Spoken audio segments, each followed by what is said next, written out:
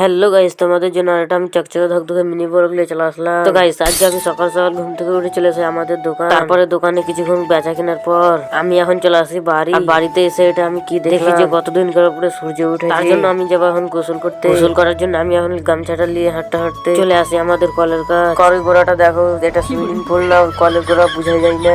আমাদের এখন পেঁপে জাম লেগেছে, তার জন্য এখন জামটা ছুটাতে হবে। তার জন্য আমি একটা লাঠি নিয়ে এলাম। তারপরে আমি লাঠিটা দিয়ে এখন জামটা ছুটে দিলে এলাম। আমি যতক্ষণ সাফ করি, তোমরা চ্যানেলটাকে সাবস্ক্রাইব করে দাও আর ভিডিওটা লাইক করে দাও। আর যারা ইনস্টাগ্রাম থেকে দেখছো তারা ফলো করে দাও। তারপরে আমি কিছুক্ষণ পর দেখি এখন চলে গেছে সব পানি। আর এখন আমি এখন গোসল করব।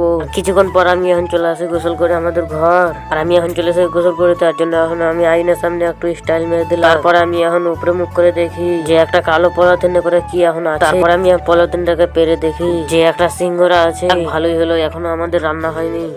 তার জন্য আমি এখন সিঙ্গারাটা খেয়ে চালাবো। আমি এখন সিঙ্গারা খাই। Tata, bye bye.